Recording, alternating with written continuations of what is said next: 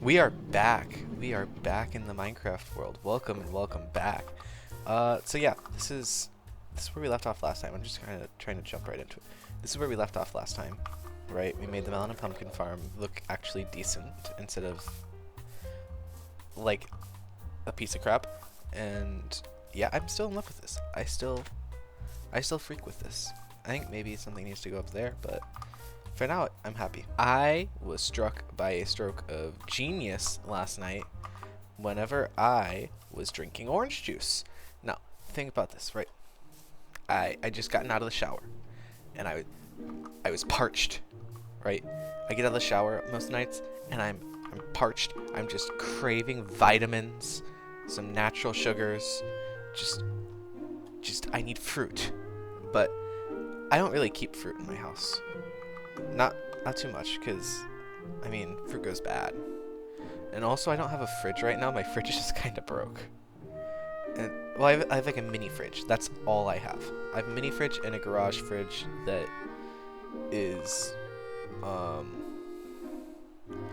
it was where my parents kept drinks that I am not old enough to have. But because of that, all I really had was orange juice. And so I poured a cup of orange juice, and I drank it, and then I looked at the cup, right? Took a long look at the cup, and I was hit by it, right? The inspiration for Minecraft. I thought of Minecraft whenever I looked at this cup. That's how you know where my priorities lie. Whenever I have an idea for something in this game, I don't plan this out, you know? I didn't just like see this in my mind. No, I had general feelings and emotions and not concepts. That's bad. Like this. I was just like, this. I was just like, magic, right? I just kind of think of like some basic feelings and moods, and then I slam them together, and I put shape, and I put colors, and I end up with something that looks pretty okay, and sometimes pretty cool. And that's right, I got the first half of that last night whenever I looked at this cup. Now, what's so special about this cup? Well, editor, flash the cup on screen. You see it? Oh yeah, you see it. You see it. It's got the butterflies. It's got the ovarian cancer awareness. It's got the sandwich chain logo. It's got the blues, right? It's got the purples. Just a little bit of purple, a little bit of lavender. It's perfect. That is what this world needs. There's no blues anywhere. You notice that? I mean there's a little bit there and a little bit there, but there's not these rich cyans and these deep blues accented by the lavender color. Listen, man. You don't see this vision like I do. I see this vision. Now, I don't know what I'm going to make, but I'm going to make it, and it's going to have butterflies, and it's going to have all of these wonderful colors, and it's going to feel so magical, and it's going to had to come up to the balcony, had to put up a chair for this one, right? And so, the ideas, like the feelings that I'm trying to, like, that I'm thinking of, right? We've got, like, you're sitting outside, it's like winter night, or maybe it's summer. It's either midwinter or midsummer, man. And you're just like sitting under the stars, you're looking out, and there's no light pollution, so you can actually see them. And in your hand you've got a nice cup of tea. Right, what kind of tea is it? Chamomile. It's chamomile.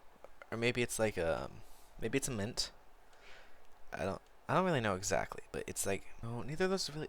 Maybe it's like a Tulsi, right? Maybe we're thinking of like a Tulsi tea.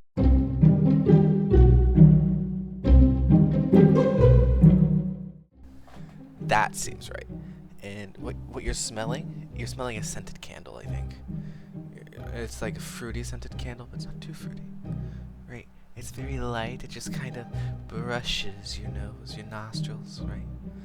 And it's like, I think overall what it is it's like you're inside of darkness, and all of your senses are being stimulated, but they're being stimulated very subtly, and it's just like very lightly sensual.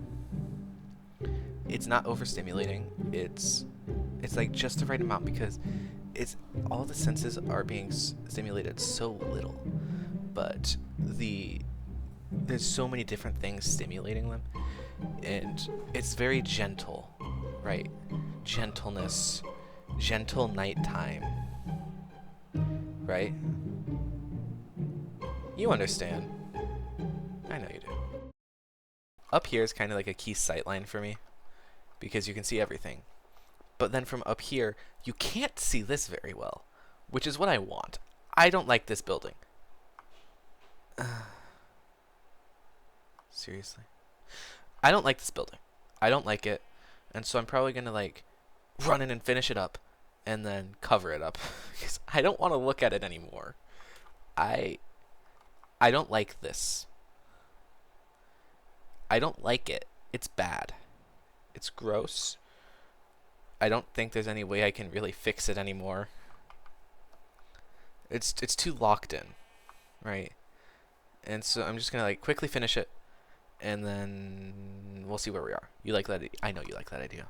I know you do. What I'm already realizing, just kind of like laying out how this pattern is gonna go, is how weird it is. Why did I make it this way? I don't like this building. Okay, I took a brief break from the building. I have updated my storage system here, and I'm really proud of this, actually. So it's not the most optimal, I don't think, but you can see that this is getting pumped out. I'm going to put in a copper chest and a copper golem so that it then sorts it. Basically, the bamboo filters all the way down here and into the crafter. The crafter, it will give out a redstone signal, strength of 1, for every slot that has an item in it. It doesn't depend on how many items are in the slot, but how many slots are filled. And so it's just going to fill this up, and then we can feed that trail all the way out until it dies out. And then on the very last block that it has power, we can feed it into this redstone torch. This redstone torch powers this block, which turns off this whenever this is active. And so whenever the block is not full, it will keep this active, which disables this. This is just a repeating clock. But whenever it does fill up, this gets turned off, and so this can run, and then that goes straight into the crafter. I had to use repeaters just to avoid the redstone from crossing. But now, every time that there are 9 bamboo produced, it will produce a bamboo block. And you see, it's not trying to craft right now. That means that I did. Oh. Why is it trying to craft right now? Where's this power coming from?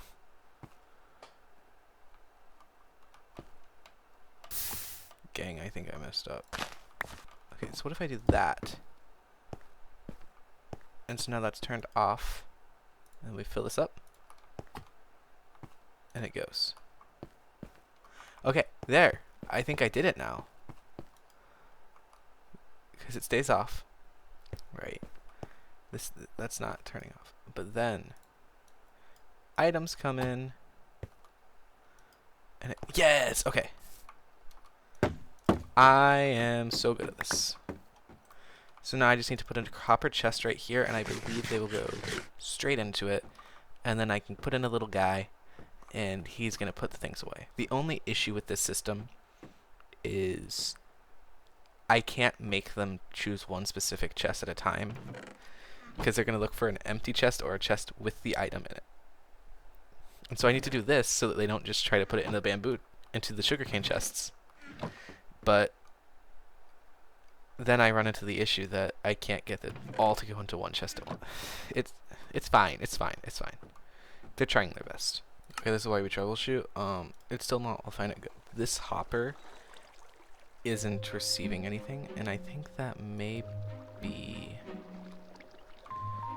because I think it's either two things. I think it's either Java Redstone being so weird and the signals being passed up through the crafter to the hopper, Or it's the comparator. So if I take away the comparator, nothing happens. Because it does show that the crafter is emitting a redstone signal. I don't know how it does that. But therefore, I think that it's blocking new items from coming in. I figured it out. So what needed to happen is I needed to add an extra redstone torch. That way this stays powered. Because, oh wait, that's still... Where are these items coming in from? Oh, okay, it's just keeping at 23 because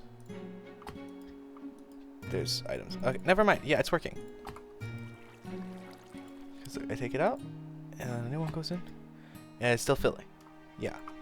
So, what's happening is it was this redstone torch staying active and signal going up through the crafter, I believe. So what I fixed it to do was I kept this all the same. I added this, and so now this is kept off. This redstone torch is kept off, but then whenever this signal runs, it disables this, and then it turns back on.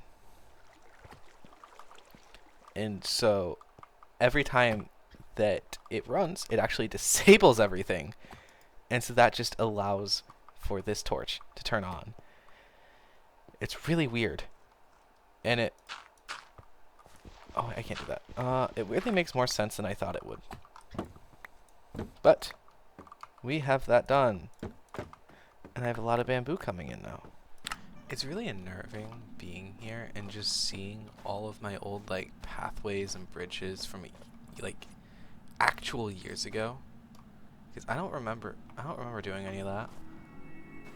And then you got like the scary music too. This is barely music. Oh, the music stopped. Okay. Yeah. Like that's super worrying, man. I think that if I had to make a new Minecraft horror dimension, like a new hostile dimension, I think the feeling I would go for it would be like lived in Minecraft world, like there is a player living here. And it is reveal time. And can I see that? Oh, I landed it. Yeah. Yeah, it has a roof now and it has another story. And so I kept the birch. It needs something, so it's not, I'm not going to mark it as completely finished, but I am going to mark it as finished. Like this, completely finished. Except maybe doing the back of the crystal up there, but like fully finished. This, I should have pin in it. This is completely finished. This is completely finished. This is completely finished. This is completely finished. Right? This, not completely finished. That, probably completely finished. That, no. That, I don't know if it's gonna stay. That, more detailing is gonna happen eventually. That, more is gonna happen eventually. And so it is just like more onto the pile of things that aren't completely finished. If you look at the roof, there's like a really smooth dome, and I am actually really happy about that. It's not like a complete dome, it's more like a hood, right? But I'm in love with the way, like the shape of this, because you got like just the different steps of it going inward and then up top. It's so smooth. And if you want to know how to make this kind of roof, don't ask me. Look up a tutorial. Because for one, I just kind of did this off of vibes. And for two, I think I would go crazy trying to make a tutorial. I think that my little blue butterfly cup inspired build is going to be the courtyard that I mentioned in the last video, which is like right around here, like right in the shadow really. I kind of want to have like a courtyard. Maybe it'll be a bit longer. I don't know. I kind of want a big courtyard. I want like I want a good sized courtyard, but I also don't know because I want an alleyway right here. I don't know. I'm gonna have to figure it out. And so you're gonna have the courtyard along there, but that's going to be mostly obscured by all the buildings that go in, which are gonna cover up most of the wall building, but not all of it. So then, if you want to see everything, you have to actually come down and interact with the world, right? You have to come through here, because I also want to like build up terrain for this. And then once you get to the courtyard, you get new sight lines. Like you'll get like that, which is a really nice one. You get that. You'll get like something like that. Can't record anymore for tonight, but the video is not over if you look at the progress bar at the bottom, because I want to get in the courtyard, and the courtyard's going to be a pretty easy build. So I'm going to leave that for tomorrow, because I have school tomorrow and it's getting late. So that's a tomorrow me problem. Haha. Editor has to do more work. Haha. I know exactly what blocks I want to use. I basically know how I want to do everything, honestly. So yeah, I'm just gonna kind of wing it.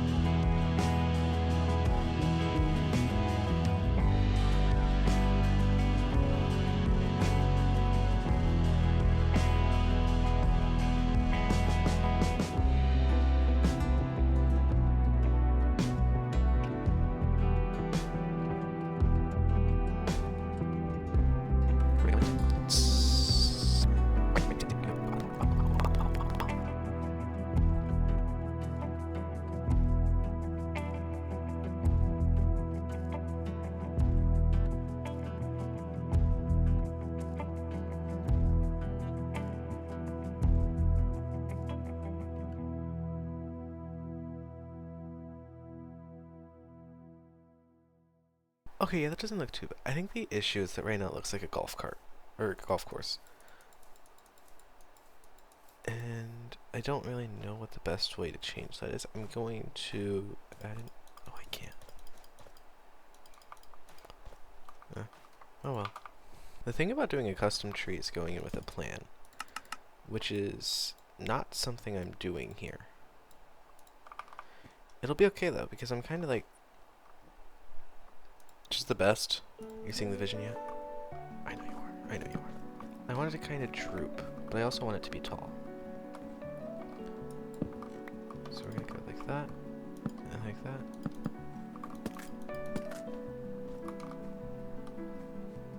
And so the issue with the tree is that it doesn't get thin and then get thick again. So you need to maintain any thickness that you want, just from the bottom to the top. And that is mainly difficult when you're working with a custom tree that's in an enclosed space like this one. Now we're getting further from what we want. Okay, wait, we're getting shape. This is a good shape. We're gonna cover that up, right? We're getting a good shape here. I like this shape. I want to add a little bit more to the back, so we're gonna shelf it up. No, that's not enough to the back. I need to shelf it and I need to stare it. They're calling it the best willow tree ever. The best magical willow tree on this side of the Mississippi. We're gonna twist it upwards a little bit more. We're gonna just, and it's gonna keep coming forwards, but it's gonna twist that way a little bit more, and then it's going to like sprawl out all over. This side, we can see how it looks from out here, which is really just fine. It's fine. Okay, that's gonna play with your perspective a little bit. See that? Yeah, I got that. I did that. Also, I don't know if I mentioned it. This is, it has letters. I wanted to kind of push this idea that this building is just super, super corporate. They're just doing everything for marketing. They're being so obnoxious, and that's why it's so out of place feeling. If you can't find a way to make your base fit in, you just make it have a story that lets it fit in. It's not enough, though, to just give your buildings a story. You have to make them tell the story, too. And so that's what I'm trying to do with that building. The courtyard doesn't really have one. It's just kind of there because I thought it would be nice. Right? I think I kind of need to thin out this side. Yeah.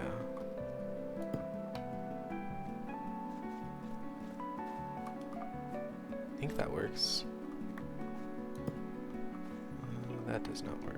I'd kind of like for this side focus more on going upwards.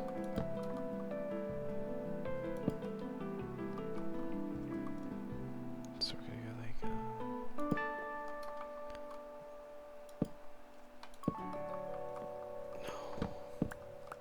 no. I can be happy with that. What I do know is that it's time to work on the leaves, which is my weak point when doing a tree.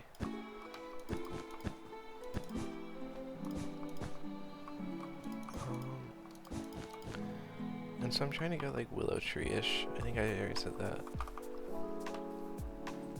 But in the spirit of...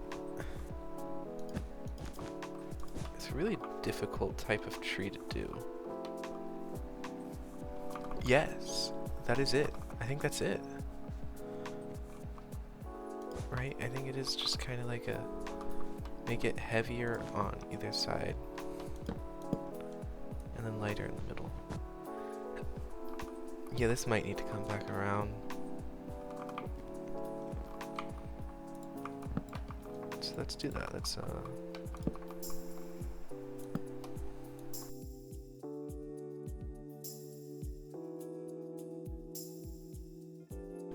I think it's gonna need another little branch that sticks out. But I think that'll work. Yeah, I like that shape. I like that shape a lot, actually. Oh yeah. That's really nice shape, actually. I'm proud of that. I will gladly say that I'm proud of that shape. If there was like a Minecraft AI, I think the one thing it would always struggle with would be trees. Just like how real AI can't do hands. Because the reason that AI struggles with hands is because they're three-dimensional. Like, AI doesn't actually think. It can't comprehend in 3 dimensions. That looks good. That looks really good. I might change... No, I can't change that. Okay. Yeah, I think I like that. But the reason AI struggles with hands is it doesn't understand that they are 3-dimensional objects. It just kind of sees them as shapes, really. And so that's why you can always tell AI versus real art or images, because real artists actually know how hands work because they have them. AI can't just look at its hands. Sure as freak can't just do hand turkey. Hand turkeys are a uniquely human thing, guys. I think we've got something nice going here. I think this does have the potential to be very nice. I better not get comments in years that are just like, what's that big square with the blue globs in it? It looks so good from this angle though, so I'm just going to cover it from this angle. I'm just going to put something here. Which is the plan. Because that looks good. This is like the key angle, I think. That looks really good. Okay, yeah. That's the shape. I like this.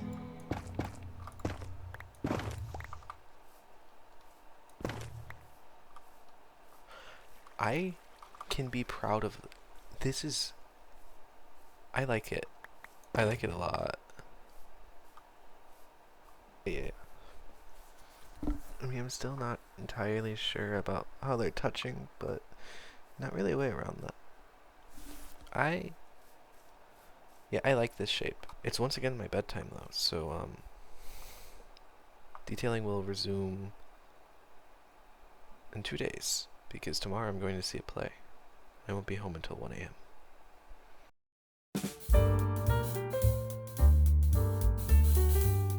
And here we are. I think this is just about done. Hang on.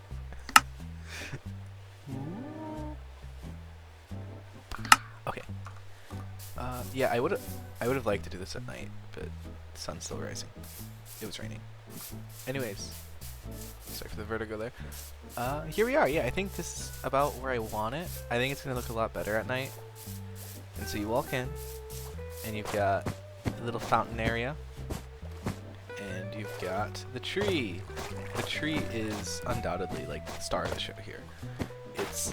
I love the shape. I think this would look amazing if I did something really similar with leaves, which I probably will at some point. Maybe I'll do one like to the side there. Here, I wanted to kind of have walkways here, although there aren't really. We've got a fountain that I think looks okay. I've always liked fountains. Maybe I should switch it. This side's okay. This side's the tree. This is really just filler, honestly. Oh, I still need to get the carpets up over here. Yeah, this build is just kind of filler. Not gonna lie. I just kind of need something to put here, and I think this works. It doesn't cover up the wool building. It does cover up the kelp building, and that makes me sad. The kelp building has always been just a key component here, but if you walk along here, you can still see it. This side was never finished, and so this side was never the focus. You can just kind of see them, and you can still see this, which is the part I care about most. And I think, like yeah, backing up, you can still see most of it. So I'm not too peeved.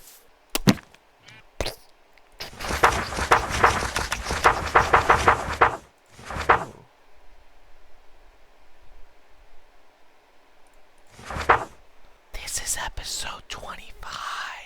Today's comment of the day comes from Jonios, which says, "Nice."